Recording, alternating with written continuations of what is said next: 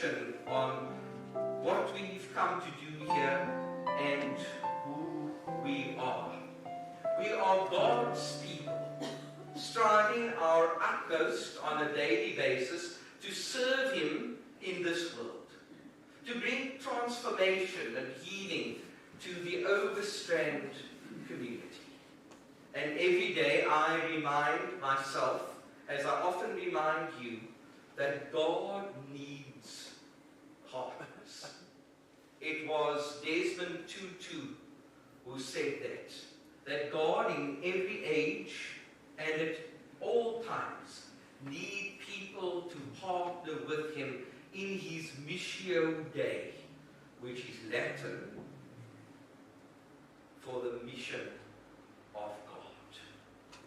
St. Augustine said something very similar years and years and years ago. And this famous quote comes from his Urbi Dei, the city of God. It's a work he put together as the attack of Rome happened in 410 AD. He was looking for all the help that he could get to keep the Christians together and to make sure that the church would withstand the attack. And so he gave the believers of the day these words: without God, we can't. Without us, God won't. God actually needs us if He chooses this particular way of bringing change to the world.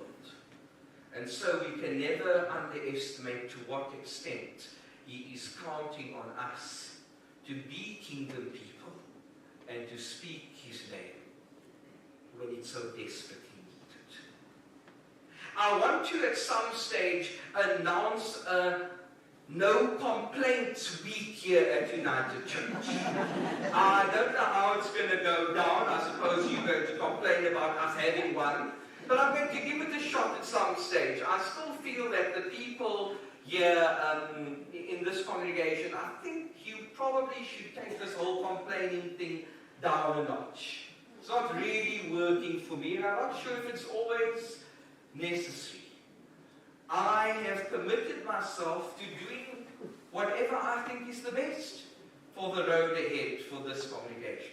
And I suppose you will at some stage have to throw yourself on me in trust, knowing that although some of the things I attempt seem a bit weird at first, but you need to have faith that I know where I'm going with this church and that I know exactly where we should be in 2, 5, or even 10 years' time.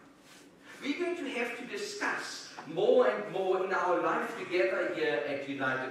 We are going to have to discuss what kind of church we want to be, what kind of church we need to be, what kind of church we are called to be. For although we have achieved a whole lot, and of course we are growing together week by week, I think that there are still many instances in which we miss the mark, where we prioritize A while the Word clearly expects us to prioritize B. And sometimes even where people have served the Lord a long time, they do get it wrong and make several mistakes. I want us to be a church where the kingdom is the most important. Where what we do to make the kingdom in Hermanus come is our first priority. If we focus on that, I'm not sure that we would go wrong. For at this stage, with times being as tough as they are, it would probably be a very lousy thing for us to get it wrong all the time. Time is of the essence, and being raised up as God's church at a time such as this is absolutely crucial. We live in times where it is make or break. For outside these walls there are souls that are perishing daily without Jesus. I suppose I could put together a series, and I might just do that. I might just put together a series on what kind of church we need to cultivate here on the corner of Royal and Lord Roberts Streets. But for today, I just want to hold out to you 4 F's, if you like, and I'm going to be very brief. The first F I think we could focus on as we journey together, it could very well be the F of fun. And that is why we have functions like everybody's birthday. I cannot tell you how scared I was to put on this poor jester's head, thinking that somebody would probably write an email to me by tomorrow noontime. And that's not even a joke. If we are to be the church of God, no one must expect us to only be serious and spiritual. You know what? It is okay to also laugh a little. It is okay to also have fun. And it's definitely okay to every now and then eat a cupcake or 2.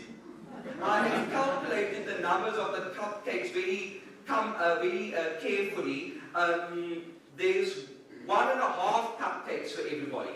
So husband and wives, you might need to share your second cupcake, if you know what I'm saying.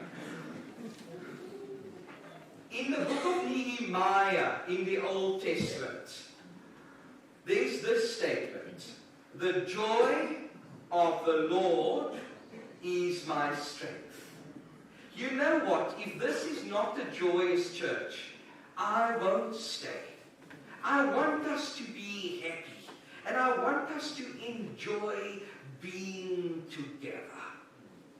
Dare I remind us of Paul's letter from a prison cell, the one he wrote to the Philippians. It's known as the Book of Joy, for even in a Roman dungeon, the apostle found reason to be joyful in Jesus.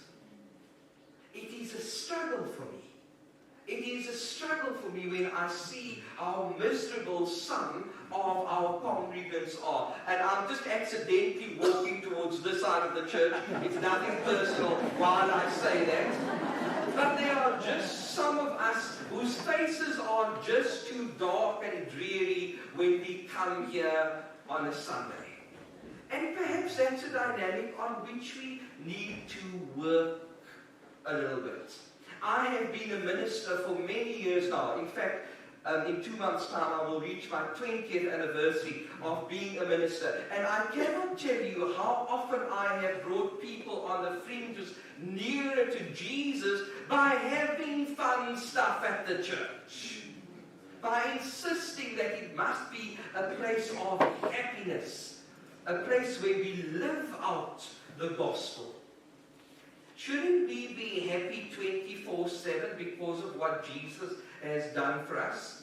Shouldn't somebody who has had their sins forgiven and their soul saved be happy and be in the mood to skip and hop and dance, or at least smile when coming in here? I wasn't joking about us having a no complaints week here at United. And I wasn't joking when I said that too many of us are miserable when we come into God's house on a Sunday. Stop that. The second thing I think we must talk about when we talk about the F's of where I want us to go as a church, I don't want you want us to be a fun church. I want us to be a faith-driven church. Now, my simplest definition of faith that I have ever run to is a story of how there was a prayer meeting somewhere in the Peru. It was an interdenominational prayer meeting, and the farmers were pretty urgently needing rain, lest their crops don't make it that year. And of course, the big shots of the churches were there, a bishop or two, a pastor or two, and everybody thought if they took a relic to this prayer meeting, that perhaps God's ear would just be a little bit more closely inclined to hear the cries for help. And so one person rocked up with a cross. Another person brought holy oil. Quite a few of them had Bibles under their arms. But there was an 8-year-old girl who arrived with an umbrella. Now, if that is not faith, I don't know what is. I want us to believe that God will supply what we need here at United. I'm waiting for a point of readiness where we will start announcing to you some of the plans we have in mind going forward. The one you know about very definitely, and that is the appointment of a youth worker. And we are now really zooming in on all of that stuff because my heart is really, really there, where we put in place somebody who the youngsters can relate to and somebody who's able to relate to the youngsters. And of course this process has been more arduous than we thought when we started, and there's been a setback or two. But I need you to believe that God will undertake for us in this process and that we will end up getting the right person. And so once we have a youth worker in place, I want you to then with me believe that whatever we dream after that, that God will also send in what we need at that stage. A while ago I did flaunt the figures of our bank account to the congregation a couple of months ago. I told you that we're doing well, that we're doing more than well. But the fact that we are a rich church doesn't mean that we are an obedient church. We need to now seek God's face. We need to consult with the Holy Spirit very clearly and in faith to hear from Him what His will is for this congregation.